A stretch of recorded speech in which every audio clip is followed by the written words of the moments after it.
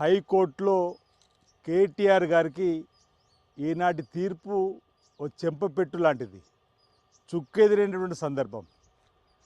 మా సిరిసిల్లలో మాట్లాడుతూ ఓ లొట్టె పీసు కేసు పెట్టుకుంటారు, ఏం చేసుకుంటారో చేసుకోపోమన్న ఈ పెద్ద మనిషి క్వాష్ కోసం పోయిన సందర్భం. బీఆర్ఎస్ పార్టీకి కేటీఆర్ గారి జైలు బయలు పట్టుకున్నది. రాజకీయ కక్ష సాధింపు ధోరణి చేస్తున్నారని చెప్పనే మాట్లాడుతున్నారు.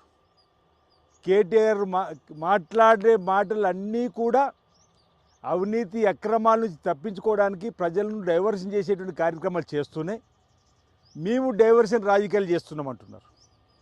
హరీష్ రావు గారు కూడా రాజకీయ కక్ష సాధింపని పెద్ద పెద్ద మాటలు మాట్లాడుతున్నారు. మీరు అధికారంలో ఉన్న 9.5 సంవత్సరాలు ఇప్పటి మా గౌరవ ముఖ్యమంత్రి రేవంత్ రెడ్డి గారి పైన ఇంచుమించు 100 కేసుల వరకు పెట్టారు.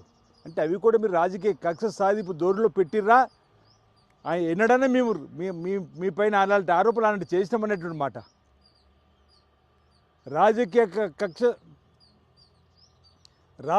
కక్ష సాధింపు చేసింది మీరు.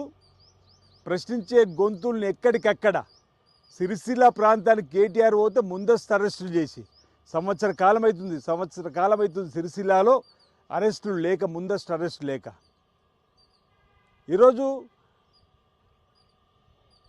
విచారణకు రావడానికి భయపడి లాయర్లు ఉంటేనే మాట్లాడతాను చెప్పని ఏసీబీ అధికారులు వేసే ప్రశ్నలకు జవాబు చెప్పలేక తప్పించుకొని పోయినటువంటి కేటీఆర్ గారు ఈరోజు ఏం సమాధానం చెప్తారో అంటున్నాం. క్వాష్ పిటిషన్లో కోర్టు ఏమన్నది? మా తీర్పు వచ్చేదాకా మిమ్మల్ని అరెస్ట్ చేయకమని చెప్పట్టింది. ఒకవేళ మాకు నిజంగానే కక్ష సాధింపు ఉండి మిమ్మల్ని జైలు పంపాలని ఆలోచన ఉంటే గవర్నర్ గారి అనుమతి ఎందుకు కోరతాము? ఏసీబీ చట్టపరంగా ఎందుకు కేసు పెట్టి మిమ్మల్ని విచారణ పిలుస్తుంది? ఈరోజు మీకు జైలు భయం పట్టుకున్నది కాబట్టి ఈ విధమైన ఆరోపణలు చేయడం సబబు కాదు. ఓవైపు రైతు భరోసా ఇస్తామని మేము చెప్పినాం, రైతులు సంతోషంగా ఉన్నారు. సంతోషంగా లేనిది మీరే. రైతు భరోసా ఇస్తాను, రైతుకు రుణమాఫీ చేసినాం. హరీష్ రావు గారి మాటలు కూడా హాస్యాస్పదంగా ఉన్నాయి. అసలు పొలిటికల్ డైవర్షన్ చేసేటువంటి మీరు ఈరోజు ప్రజలకు సూటిగా సమాధానం చెప్పలేక మీరు ఈరోజు మా పైన మీరు మాట్లాడిన మాటలు సరైనది కాదని మాట సందర్భంగా చెప్తూ, రాబో రోజుల్లో కేటీఆర్ గారు తప్పు చేస్తే చట్టం తన పని తను చేసుకుపోతుంది. ఎవరైనా సమానమే చట్టం ఉందని చెప్పండి మీరు అన్నారు, మేమంటున్నాం. అలాంటి ఈ కార్ రేసింగ్లో కానీ, ఈరోజు మేడిగడ్డ, అన్నారం, కాళేశ్వరం సంబంధించి కానీ, టెలిఫోన్ ట్యాపింగ్ కానీ ఒకరికి మీరు తప్పు చేసి ఉంటే చట్టం తన పని తను చేసుకుపోయే విధంగా క్రమంలో మీరు ఊచలు లెక్క పెట్టవలసి వస్తే అది మీ కర్మగా భావించాలి. వ్యక్తిగతంగా మీరు చేసిన తప్పులన్నీ తెలంగాణ సమాజానికి అంటికట్టే విధంగా ఒకవేళ నన్ను అరెస్ట్ చేస్తే గోల వేయాలని చెప్పండి, ప్రజా ఆస్తులు ధ్వంసం చేయాలని, బస్సులు దగ్ధం చేయాలని చెప్పండి. మొన్న సిరిసిల్లలో కూడా ప్రెస్ మీట్ పెట్టే కంటే ముందు నేను మీరు పెట్టిన బీఆర్ఎస్ భవన్ కూడా కబ్జా గురైందని చెప్పన్న. ఆ మాటలు సూటిగా సమాధానం చెప్పలేరు.